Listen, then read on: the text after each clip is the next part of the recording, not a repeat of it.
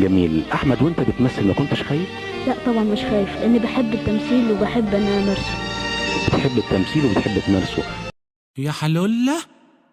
احمد امين من الممثلين اللي موهوبين بالفطره. اكيد شفت امين وشركاه، طب اكيد شفت مسلسل الوصيه، طب اكيد شفت مسلسل الصفاره اللي نجح نجاح غير طبيعي، وده معناه اننا هنشوف ممثل من اذكى الممثلين اللي موجودين في الساحه دلوقتي.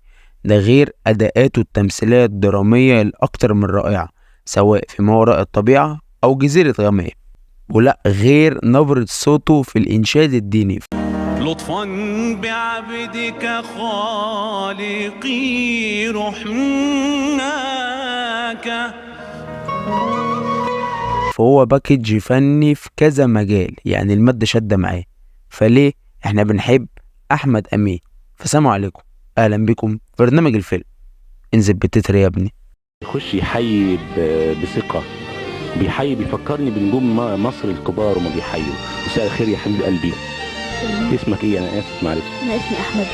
احمد، صوتك واطي يا احمد ولا مجهد من العرض؟ لا طبعا مجهد، طبعا ده شيء عادي اللي بصوته. جميل. احمد امين فنان، لا هو بجد فنان. انت برضو الله اكبر عليك، عامل تغييرات كبيره يعني. انت ايه يا عم علاء، مش سقعان؟ في فنانين كتير ما تستحقش لقب فنان لانهم مش معجونين تمثيل. هو الاغاني ايه وبتاع وانت لازم تهز الهيبه يعني. لكن احمد امين معجون تمثيل. الراجل ده بدأ متأخر جدا، اللي الناس كتير ما تعرفوش ان احمد امين عنده 44 سنة، يعني نفسنا نشبع منه. هو لحد الآن ما قدمش اي حاجة. ده انا في الصورة المصغرة بتاعت الحلقة مش عارف اختار ايه احطه وراه، يعني هما 5 اعمال بس. المهم، بدايات احمد امين، هو خريج فنون جميلة وعاشق للفن، وكان قاعد على القهوة كده مع زمايله وبتاع، مدرب في دماغهم انهم يكتبوا افلام ويصوروها يجربوا. اشترى احمد امين كاميرا صغيرة كده وصوروا حاجة و20 فيلم تقريبا. فانا خدت قرار كده، قلت لهم طب بصوا يا جماعه، احنا نتقابل على القهوه بدري الساعه 6 الصبح.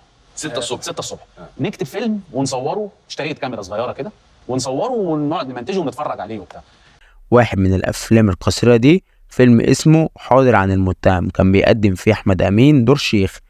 الفيلم القصير ده نزل على اليوتيوب وحقق مشاهدات عالية جدا، وبتشوف قد ايه ان الراجل ده موهوب قد ايه ومختلف قد ايه. الفيلم ده بيفكرك كده بفيلم ليلي للمخرج الكبير مروان حامد. هو في فرق كبير بين الفيلمين، بس بيفكرنا احمد امين في الفيلم ده بعمرو واكد في ليلي، من ناحية الاداء الصوتي في التوشيح كده او الانشاد الديني، لانه في فرق كبير ما بينهم. برضو عمرو واكد في بدايته كان من الممثلين المختلفين برضو، مع شتان الفرق برضو ما بينهم. سبحانك اللهم جل علاك، أرجو رضاك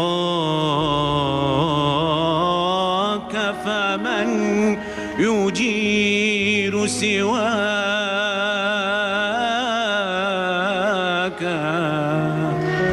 وتوالت عليه الادوار بقى. بعد كده عمل دور صغير كده في فيلم الكنز، وعمل بلاتو، البرنامج الجامد جدا ده اللي مش واخد حقه خالص.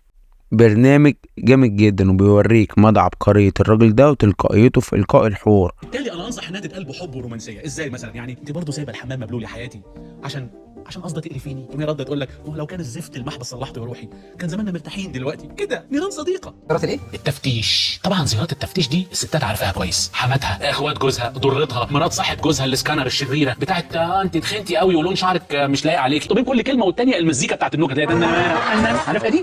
يبتديها مره واحد يقول اي كلام بقى. خرج من الشغل ركب عربيته، روح اتغدى، نام شويه، صحي من النوم، اتعشى واتمشى، وهكذا. ودوره في الوصية اللي كان برضو أكتر من رائع. وأنا بالنسبة لي أحمد أمين في المسلسل ده بيضحكني أكتر من أكرم حسني. أحمد أمين تحس إنه مش هيرمي إفيه هنا، فتلاقيه رمالك إفيهات ورا بعض كده تجيب أجلك. كل ده و9 سنين؟ جرى ايه يا حبيبتي مالك؟ ايه ما تسمي الله في قلبك مال؟ ده كله 9 سنين؟ ده كله 9 سنين. استنى يا ابراهيم، هو ابننا اسم الله كده من وهو صغير وهو فرع وجسمه فاير ومدهول لنا الشقه. مالك ايه؟ مالك وبعدين ما تحبوش ليه؟ تحس أخوك كده اللي هو يحتويك كده. وعمل سنة 2020 الأداء العالمي للمسلسل العالمي، مسلسل ما وراء الطبيعة، بشخصية رفعت إسماعيل. هنا بتبان موهبة جديدة عند أحمد أمين وهي التقمص. لن أتوقف عن حبك يا ماجي حتى تحترق النجوم، هتفنى العوالم. تحسه كده لسه بيتعلم، شغال على نفسه طول الوقت، بينمي موهبته في كل حاجة. احمد امين. يعني انا من 7 سنين كنت بعمل فيديوهات عشان نفسي ابقى ممثل، وكان نفسي اقعد في مكان فيه شويه ممثلين بس مش اكتر، يعني مش للدرجه دي.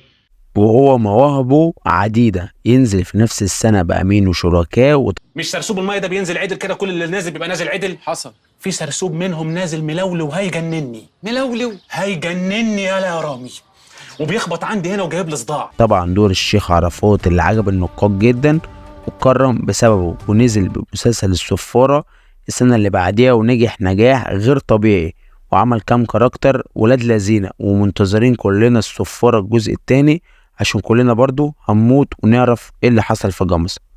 معلش يا سيدي احنا غلابة وده لبسنا، بس الشاكت ده ما عجبكش ازاي؟ ده حتى املس وسهل التنظيف، ما بيفكركش بحاجة؟ احمد امين من الممثلين اللي لسه كانوا من 9 سنين بس بيبحثوا على اليوتيوب عشان نفسهم يمثلوا، وحاليا هو من افضل الممثلين في الساحة الفنية. ازاي تزوغ من البيت في 30 ثانية؟ نصائح في 30 ثانية تعلمك ازاي تزوغ من البيت، ودي تحية لاحمد امين يا جماعة. يا حلاو لو لو لو لو لو الدنيا معايا تحلو لو الدنيا معايا تحلو لو لو لو لو لو لو لو لو. بس كده، انزل اعمل بقى اشتراك ولايكات كتير والحاجات الحلوة دي. بس كان معكم يوسف وائل من برنامج الفيلم. انزل بتتر النهاية يا ابني. من غير حيرة وحديبادي ببصيل السهل العادي، وابقى انا والجون عايز المضمون واتفرهد ليها او